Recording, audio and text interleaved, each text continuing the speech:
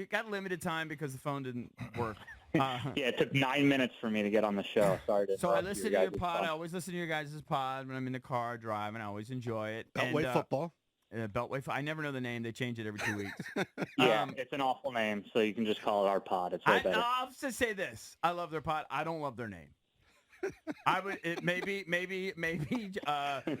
Mitch Rails and Josh Harris. They can add that to the list. We're waiting for them to call us, and we haven't gotten it yet. Maybe because my phone, every time I pick it up, I sound like a demon and they hang up. So perhaps it's our fault. So I listened, and the one thing that JP said. First of all, were you struck by? I was very annoyed. Sorry, I like him.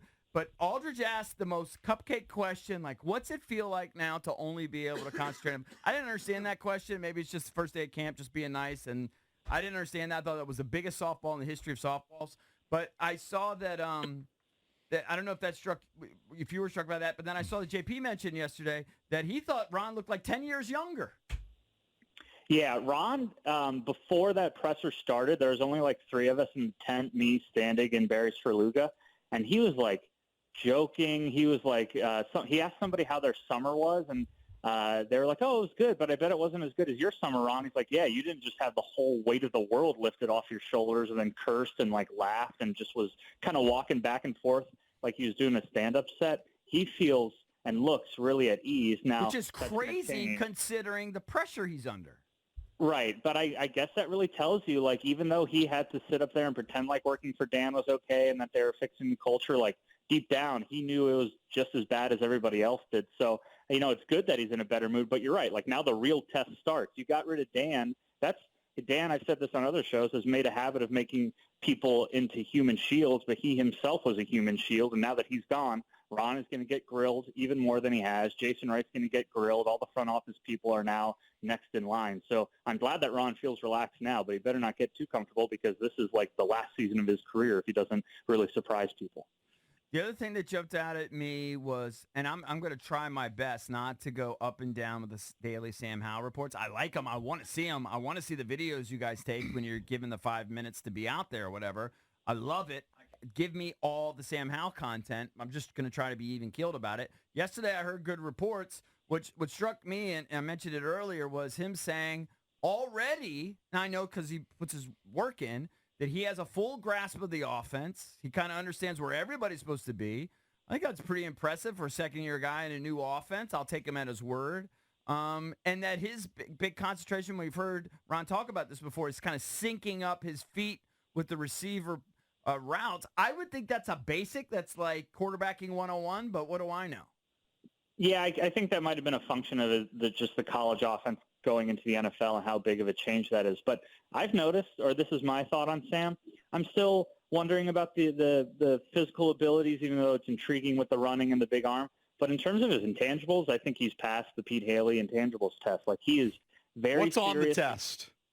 Well, he just isn't screwing around. I liked the question yesterday about would you be on Netflix's quarterback show? Now, first of all, I don't know if Netflix would go to Sam Howell, but I guess they had Marcus Mariota, so who knows. But Sam was like, no, I don't think I would do that this year. I have a lot going on. I don't want any distractions, and I wouldn't accept that role. And I think a lot of young guys would be like, hell yeah, I want to go on Netflix and increase my profile so all my buddies can see it. But, like, I think he really does understand that he's a fifth rounder. He played one game last year. There's a new owner. Not many quarterbacks in his position would get basically this year to prove themselves, and he doesn't want to do anything to jeopardize that. And then the way he interacts with his teammates, how he was in the locker room last year when we were in there, he was always with an iPad. He wasn't goofing around. He wasn't, acting like a third stringer with nothing on the line. Like, he seems very mature, very quiet, but a good leader, and also someone who can connect to the guys. And he seemed just a little more confident at the podium, a little more revealing, but not too much so. So I love where he's at mentally. I think he can handle all of that, all of the attention,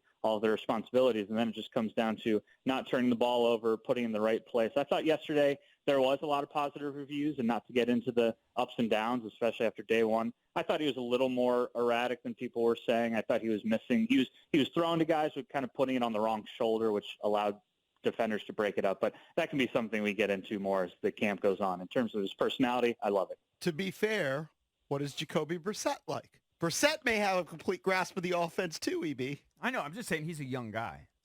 Yeah, EB being a huge Beltway football pod listener, one of our top listeners would know that I gave Jacoby Brissette the nickname Captain Comeback, and it's not because he brings his team back from major deficits. It's because he throws comebacks that are 4 yards past the line of scrimmage. And as a backup quarterback, a veteran, like, okay, you probably want that, a guy who's steady, but I don't see Brissette doing anything spectacular to take the job from Sam Howell. I think we can pencil in Sharpie and paintbrush in Sam Howell as the number one quarterback.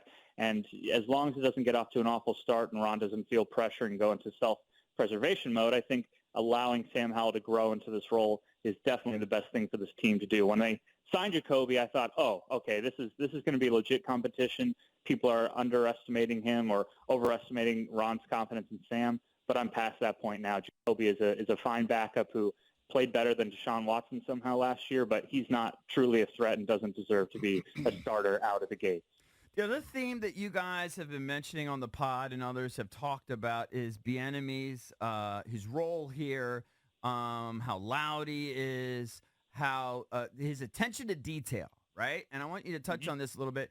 And listen, I think we've all coached our kids' teams or other teams, and I know I was an anal coach. I had a attention to detail that when I was in college, I was coaching teenage kids, and it just seems like basic, again, like 101, like how do you let little things slide? But I guess at the professional level, coaches sometimes let things slide. The examples you guys gave of like knowing guys are lined up at the right hash and knowing guys have the right separation from each other and knowing guys that, hey, even though the pattern's not designed to you, this receiver still needs to finish his route to keep his defender away from the play. Like, that's like basic stuff. But I guess of the last few years, maybe that's kind of slipped here.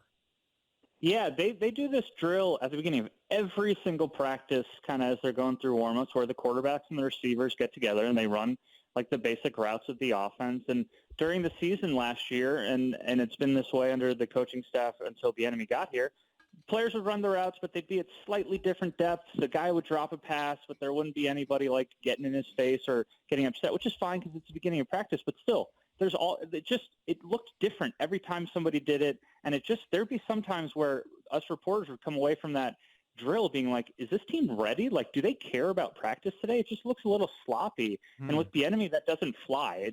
It is. Hey, Diami, you're running here, you're turning around there, you're catching the ball, and then you better run as fast as you can to finish the play for 20 yards. Okay, you're done. Dax Millen, it's your turn. And if people don't do it, he's going to stop the drill, he's going to gather everybody, and he's going to scream about it. And that could maybe get tiring for these guys, but it's a necessary adjustment. They're going to have to be mentally tough enough to deal with it as it gets to 105 degrees out there in Ashburn, and if they're 2-5 and the enemy's still yelling at them all the time. But, like, that's the coach I would want to play for. You want a coach who's going to demand a lot, and Scott Turner might have been doing it in the meeting rooms, or maybe some of the other offensive coaches were doing it when we were inside. But, like, Bieniemy, after turnovers, after mishaps on the offensive line, like a false start, it's not just, oh, hey, don't worry about it. Go back and try again. It's, no, get the F off the field. I'm going to get a group of players in here who care and who are going to do this. You don't get to just play football because you're on this team and you're a pro athlete. Like, I'm going to demand a lot from you. So I think it is going to make a difference. And it's up to him to, be good enough to get a coaching job. But I think the floor of the offense will be raised because they know that they can't just go out there and lollygag. All right, last question from me anyway. I didn't get to play the audio of Ron commenting on Chase. I know that JP mentioned, JP Finley, that he didn't see him wearing the brace. I would expect him not to be wearing the brace at this point. But can you just, like, what's his energy like? What's his vibe like? Is it different than in years past? Does it appear that he has, like, a chip on his shoulder? Is he happy? I don't, and then, I mean, who knows if you could critique his performance so far in these silly little things. But what is the Chase vibe like right now?